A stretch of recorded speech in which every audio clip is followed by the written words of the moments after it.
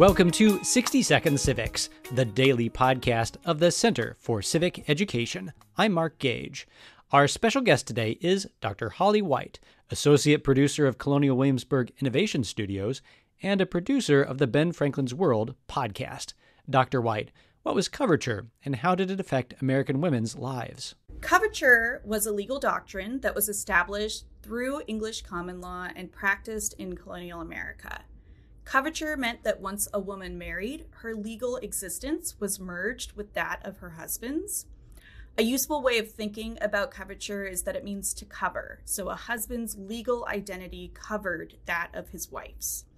Because of coverture, a married woman was not legally her own person. She could not enter into contracts, own her own property, make a will, be sued or sue others, press charges on her own, or be a witness in court. So despite America's break from Great Britain in 1776, the legal doctrine of coverture continued well into the early United States, though it was slowly disassembled state by state over the course of the 19th century.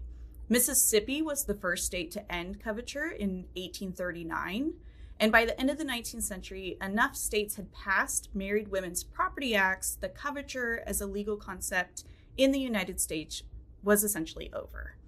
That's all for today's podcast, 60 Second Civics, where civic education only takes a minute.